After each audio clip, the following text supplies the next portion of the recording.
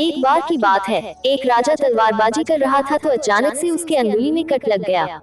तो पास खड़े मंत्री अचानक बोल उठे, राजा साहब चिंता ना करें, जो होता है अच्छे के लिए होता है। यह सुनते ही राजा को गुस्सा आ जाता है। राजा उस मंत्री को कारागृह में बंद करने का आदेश दे देता है और बोलता है इसको फांसी पर चढ़ा दिया जाए। यह सुनकर मंत्री घबरा गया। उसने राजा से निवेदन किया, महाराज, मैंने आपके यहाँ इतने वर्षों तक काम किया है, क्या आप मेरी अंतिम इच्छा पूरी नहीं करेंगे? राजा बोला, ठीक है, बताओ क्या है तुम्हारी अंतिम इच्छा? कृपया मुझे 10 दिन का समय दीजिए, उसके बाद आप मुझे जो चाहे वो सजा दे दीजिए। राजा ने उसकी अंतिम इच्छा मान ली। राजा दूसरे दिन अपने सैनिकों के साथ जंगल में शिकार पर निकला। जंगल के बीच में राजा अपने सैनिकों से बिछड़ गए और रास्ता भटक गए। रास्ता ढूंढते हुए राजा वनवासियों के बीच पहुंच गए, जो बलि देने के लिए किसी को ढूंढ रहे थे। वनवासियों ने राजा को पकड़ लिया और वन की देवी को बलि देने के लिए ले गए। बलि देने की सारी तैयारियां पूरी हो गई।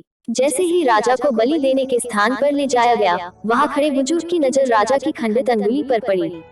उसने आवाज लगाई कि ये तो खंडित है, इसकी बलि नहीं दी जा सकती। तो वनवासियों ने राजा को छोड़ दिया। राजा जैसे तैसे वहां से निकला और अपने राज्य पहुंचा। सबसे पहले कारागृह में अपने मंत्री से मिलने पहुंचा। राजा ने मंत्री से कहा, आपने सही कहा था, अगर मेरी अंगुली नहीं कटी होती तो मैं जिंदा नहीं होता, यानी जो होता है वो अच्छे के लिए होता है। राजा ने फिर पूछा, मेरा तो फायदा हुआ, लेकिन आपका कैसे फायदा हुआ?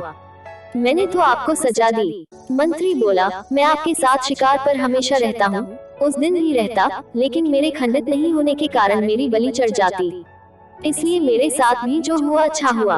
राजा प्रसन्न हुआ, लेकिन छोटी सी बात पर मंत्री को सजा देने का दुख भी हुआ। इसलिए राजा ने मंत्री को कारागृह से निकलकर फिर से अपने साथ रख लिया। दोस्तों, अपने जीवन में भी बहुत से उतार चढ़ाव आते रहते हैं। कभी कभी कुछ चीजें मन मुताबिक नहीं होती हैं। इस कारण से कभी निराश नहीं होना चाहिए।